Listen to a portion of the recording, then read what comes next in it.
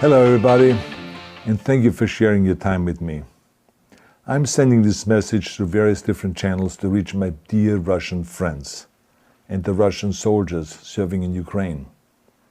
I'm speaking to you today because there are things that are going on in the world that are being kept from you, terrible things that you should know about.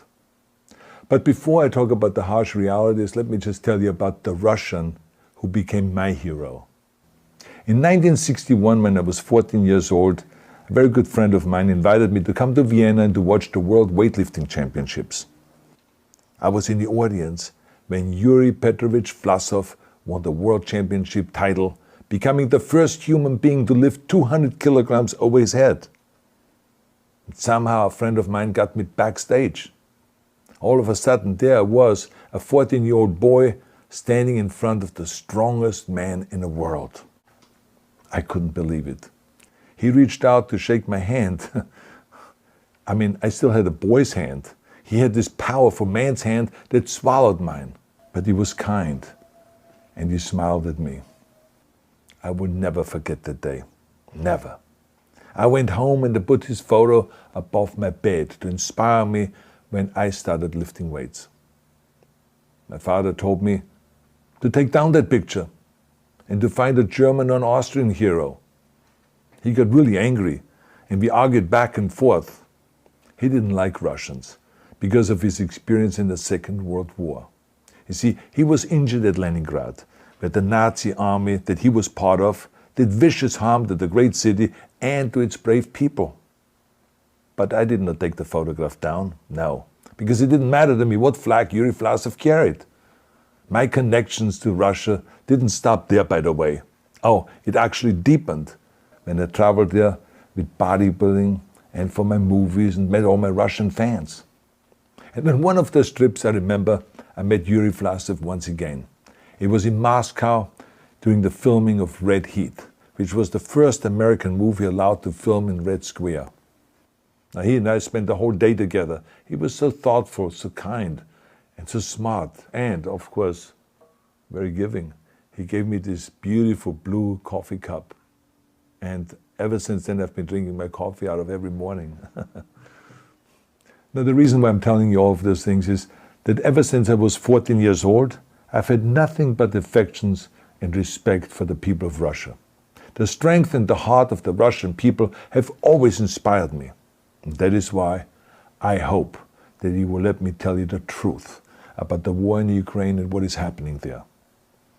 No one likes to hear something critical of the government, I understand that. But as a longtime friend of the Russian people, I hope that you will hear what I have to say. And may I remind you that I speak with the same heartfelt concern as I spoke to the American people when there was an attempted insurrection on January 6th last year, when a wild crowd was storming the US Capitol, trying to overthrow our government. You see, there are moments like this that are so wrong, and then we have to speak up. And it's exactly the same with your government. I know that your government has told you that this is a war to denazify Ukraine. Denazify Ukraine? This is not true. Ukraine is a country with a Jewish president, I might add, whose father's 3 brothers were all murdered by the Nazis. You see, Ukraine did not start this war. Neither did nationalists or Nazis. Those in power in the Kremlin started this war. This is not the Russian people's war. No. As a matter of fact, let me tell you, what you should know is that 141 nations at the UN voted that Russia was the aggressor and called for it to remove its troops immediately. Only 4 countries in the entire world voted with Russia. That is a fact. See, the world has turned against Russia because of its actions in Ukraine. Whole city blocks have been flattened by Russian artillery and bombs, including a children's hospital and a maternity hospital. 3 million Ukrainian refugees, mainly women, children and elderly, fled their country, and many more are trying to seek to get out. It is a humanitarian crisis. Because of its brutality, Russia is now isolated from the society of nations. You're also not being told the truth about the consequences of this war on Russia itself. I regret to tell you that thousands of Russian soldiers that have been killed. They have been caught between Ukrainians fighting for their homeland and the Russian leadership fighting for conquest. Massive amounts of Russian equipment have been destroyed or abandoned. The destruction that Russian bombs are raining down upon innocent civilians has so outraged the world that the strongest global economic sanctions ever taken have been imposed on your country. Those who don't deserve it on both sides of the war will suffer. The Russian government has lied not only to the citizens, but to its soldiers. Some of the soldiers were told they were going to fight Nazis. Some were told that the Ukrainian people would greet them like heroes, and some were told that they were simply going on exercise. They didn't even know that they were going into war. And some were told that they were there to protect ethnic Russians in Ukraine. None of this is true. The fact is that Russian soldiers have faced fierce resistance from the Ukrainians who want to protect their families and their country. When I see babies being pulled out of ruins, I think that I'm watching a documentary about the horrors of the Second World War, not the news of the day. Now let me tell you, when my father arrived in Leningrad, he was all pumped up on the lies of his government. And when he left Leningrad, he was broken, physically and mentally. He lived the rest of his life in pain.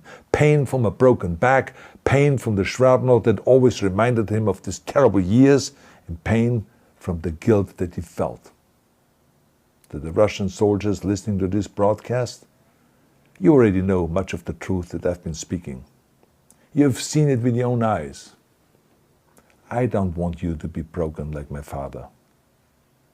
This is not the war to defend Russia that your grandfathers or your great-grandfathers fought. This is an illegal war.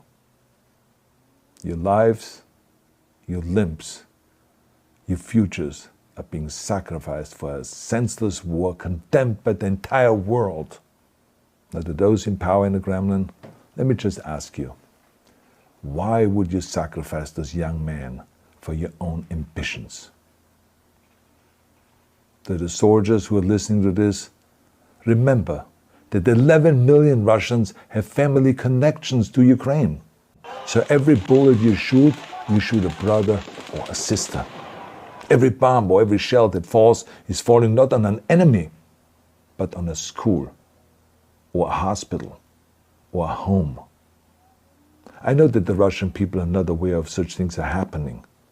So I urge the Russian people and the Russian soldiers in Ukraine to understand the propaganda and the disinformation that you are being told.